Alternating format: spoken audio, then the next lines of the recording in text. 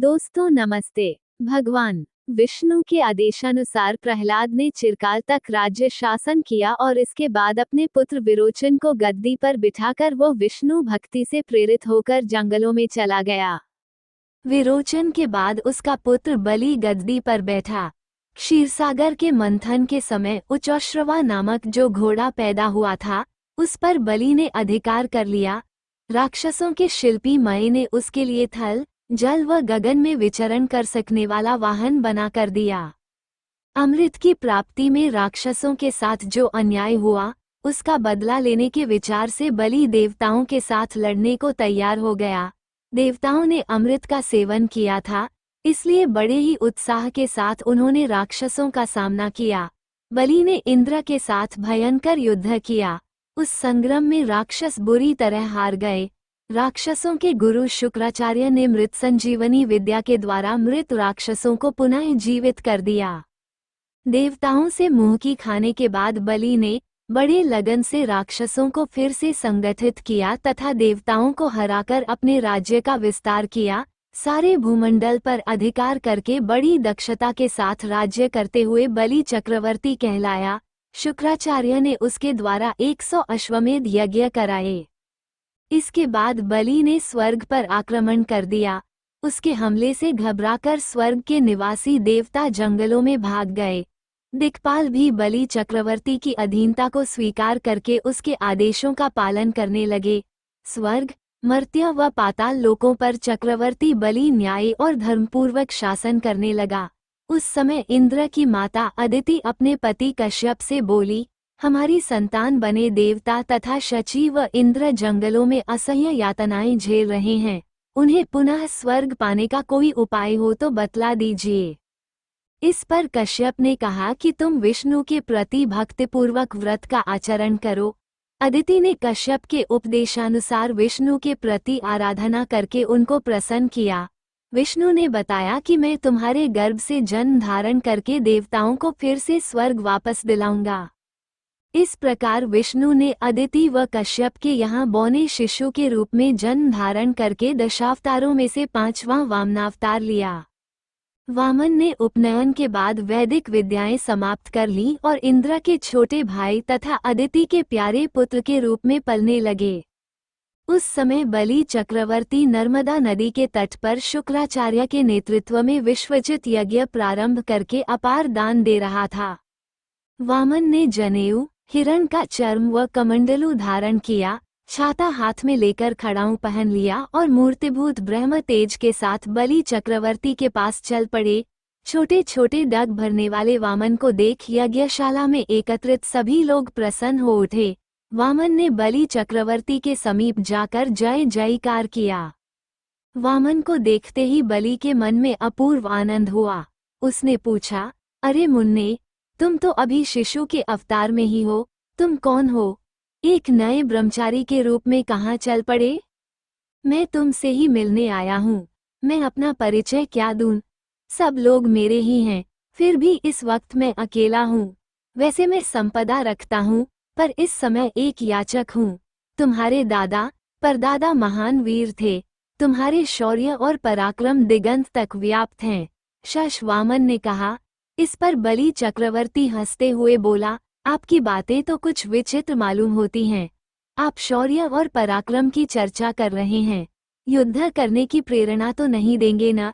क्योंकि इस वक्त मैं यज्ञ की दीक्षा लेकर बैठा हूँ। इस पर वामन बोले, वाह, आपने कैसी बात कही।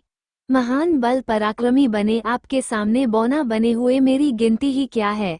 आपका यश सुनकर याचना करने आया हूँ। अच्छी बात है, मांग लीजिए। आप जो भी मांगे वही देने का वचन देता हूँ, बलि चक्रवर्ती ने कहा।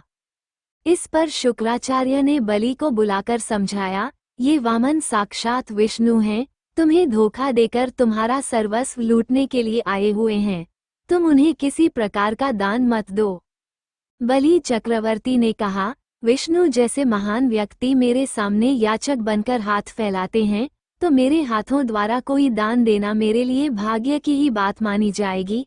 यह मेरी अद्भुत विजय का परिचायक भी होगा। इसके अतिरिक्त वचन देकर उससे विमुख हो जाना भी उचित नहीं है। मेरा वचन झूठा साबित होगा ना? आत्मरक्षा के वास्ते किया जाने वाला कर्म असत्य नहीं कहलाता, पर अनुचित धर्म भी आत्महत्या के सदृश ही माना जाएगा ना? शुक्राचार्य ने कहा, चाहे जो हो, वे चाहे मेरे साथ कुछ भी करें या मैं हार भी जाऊं, फिर भी वह मेरी पराजय नहीं मानी जाएगी। ये धर्मवीरता ही होगी। वैसे शिवी चक्रवर्ती आदि जैसे दान करके यश पाने की कामना भी मेरे अंदर नहीं है, परंतु वचन देकर इसके बाद उससे मुकर कर काया कहलाना मैं नहीं चाहता, बलि चक्रवर्ती ने कहा।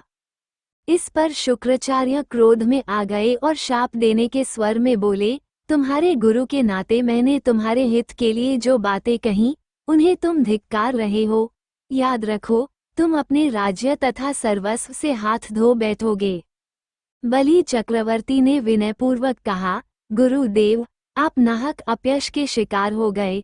मैं सब प्रकार के सुख दुखों को समान रूप से स्वीकार करते हुए दान देने के लिए तैयार हो गया हूँ, पर आपका ये शाप विष्णु के लिए वरदान ही साबित हुआ, क्योंकि गुरु के वचन का धिक्कार करने के उपलक्ष्य में प्राप्त शाप को विष्णु केवल अमल करने वाले हैं, पर अन्यायपूर्वक उन्होंने बलि के साथ दगा किया है। इस अपयश से वे दूर हो गए। मैं आपके शाप को स्वीकार करता हूँ। शुक्राचार्य का चेहरा सफेद हो उठा। उन्होंने लज्जा के मारे सर झुका लिया। वे निरुत्तर हो गए।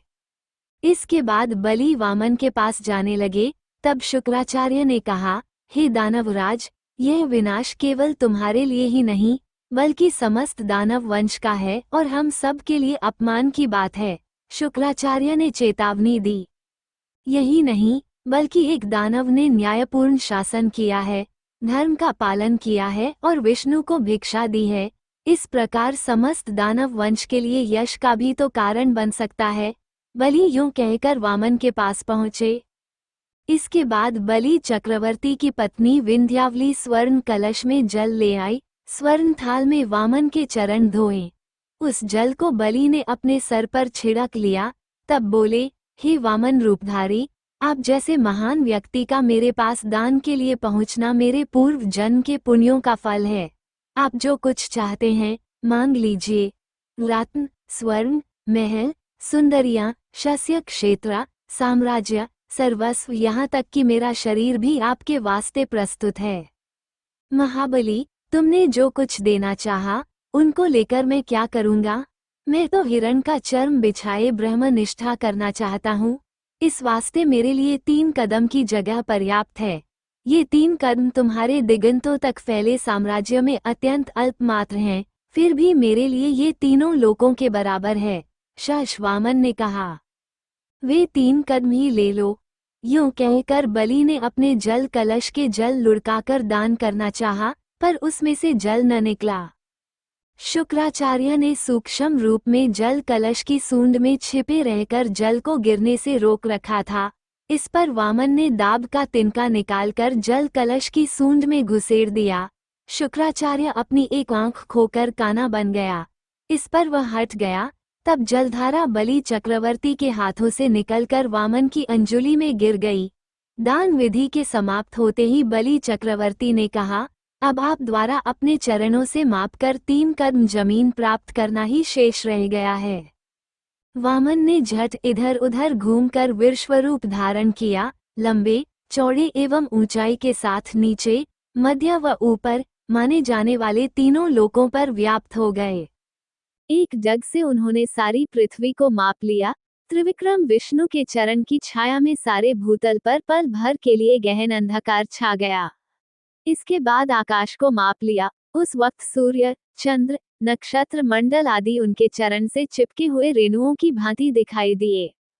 तब ब्रह्मा ने अपने कमंडलू के जल से विष्णु के चरणों का अभिषेक किया। विष्णु के चरण से फिसलने वाला जल आकाश गंगा का रूप धरकर स्वर्ग में मंदाकिनी के रूप में प्रवाहित हुआ। वामन रूपी त्रिविक्रम ने बलि से पूछा, हे बलि चक्रवर्ती, बताओ, मैं तीसरा कदम कहाँ रखूं? हे त्रिविक्रम, लीजिए यह मेरा सिर, इस पर अपना चरण रखिए। यूं कहकर बलि चक्रवर्ती ने अपना सर झुका लिया। इस पर विष्णु ने अपने विश्वरूप को वापस ले लिया। फिर से वामन बनकर बलि के सर पर चरण रखकर बोले, बलि, पृथ्वी तथा आकाश को पूर्ण रूप से मापने वाला यह मेरा चरण तुम्हारे सर को पूर्ण रूप से माप नहीं पा रहा है। उस समय प्रहलाद ने वहां पर प्रवेश कर कहा, भगवान, मेरा पोता आपका शत्रु नहीं है, उस पर अनुग्रह कीजिए। बलि चक्रवर्ती की पत्नी विंध्यावली ने कहा, वामनवा, मेरे पति का किसी भी प्रकार से अहित न हो, ऐसा अनुग्रह कीजिए। शश, बहन, आपके पति के लिए हानि पहुंचाना किसी के लिए भी संभव नहीं है, इसलिए तो मैंने याचक बनकर उनसे दान लिया है। इनका धार्मिक बल ही कुछ ऐसा है। शश, यूं समझाकर वामन प्रहलाद की ओर मुड़कर बोले, जानते हो बलि मेरे लिए कितने प्रिय व्यक्ति हैं। ये कहते वामन विष्णु की संपूर्ण कलाओं के साथ शोभित हो लंबे वेत्र दंड समेत दिखाई दिए। हे बलि चक्रवर्ती, तुम्हारी समता करने वाला आज तक कोई न हुआ और न होगा। आदर्शपूर्ण शासन करने वाले चक्रवर्तियों में तुम्हारा ही नाम प्रथम होगा। मैं तुम्हें सुतल में भेज रहा हूँ। पाताल लोकों के अधिपति बनकर शांति एवं सुख के साथ चिरंजीवी बनकर रहोगे। तुम्हारी पत्नी तथा तुम्हारा दादा प्रहलाद भी तुम्हारे साथ होंगे। मैं तुम्हारे सुतल द्वार का इसी प्रकार दंडपानी बनकर तुम्हारा रक्षक रहूंगा। यो कहकर वामनावतार विष्णु अंतर्धान हो। बलि चक्रवर्ती सुतल लोक में पहुंचकर पाताल सम्राट के रूप में प्रतिदिन विष्णु के चरणों की अर्चना करने लगे। इस कारण देवताओं को स्वर्ग और इंद्र को स्वर्ग पर आधिपत्य फिर से प्राप्त हुए। बलि के सुतल लोक के द्वार पर वेत्र दंडधारी विष्णु पहरा दे रहे थे। उन्हीं दिनों रावण सुतल पर विजय पाने के लिए पहुंचा। वो इस विचार से सुतल लोक में प्रवेश करने लगा कि आखिर यह बौना मेरा क्या बिगाड़ सकता है। तब विष्णु ने विशाल रूप धरकर अपने पैर के नाखून से रावण को रोका। रावण लंका में जा गिरा और बेहोश हो गया। इसके बाद उसने कभी पाताल की ओर आंख उठाकर देखने की हिम्मत नहीं की। बलि चक्रवर्ती का ये नियम था कि वह जिस प्रदेश पर शासन करते थे उसका निरीक्षण अदृश्य रूप में वर्ष में एक बार कम से कम अवश्य करते थे। इसी विचार से पृथ्वी पर अपने सुसंपन्नता एवं शांतिपूर्ण शासन तथा वहां की शस्य श्यामल फसलों का वे निरीक्षण करने आए। वे शस्यों को पुष्टि और जीवनी शक्ति प्रदान करते, कृमि कीटों से उनकी रक्षा करते। उनके स्वागत के रूप में दीपावली पर्व मनाया जाता। दूसरे दिन बलि प्रथमा के रूप में उनकी पूजा की जाती। वामन के त्रिविक्रम आकाश विजय के चिन्ह के रूप में आकाश दीप सजाया जाता। दक्षिण महासमुद्र में बलि चक्रवर्ती के पृथ्वी पर पहुंचने के द्वार के रूप में एक द्वीप उत्पन्न हुआ, जो बाली द्वीप के नाम से प्रसिद्ध है। बलि चक्रवर्ती के वंशज पल्लव राजाओं ने उनके नाम पर शिल्प चित्रों के वैभव के साथ महाबलीपुरम का निर्माण किया। कांचीपुर में त्रिविक्रम वामनावतार की मूर्ति प्रतिष्ठित की। बलि चक्रवर्ती के शासन काल में जो क्षत्रिय अनुशासित थे वे बाद में विशृंखल हो उठे। वे जनता को अनेक प्रकार से सताने लगे। उनके अत्याचारों से जनता में असंतोष फैल गया। पीड़ित प्रजा हमेशा अपने राजा को कोसती रही। राज्य छोटे मोटे टुकड़ों में बंट गए। राजा भी परस्पर लड़ने लगे। इस कारण वे भी दुर्बल हो गए। सब जगह अराजकता फैल गई थी। हालत ऐसी थी जिसकी लाठी उसकी भैंस। उनके शासन में जनता त्रस्त हो उठी।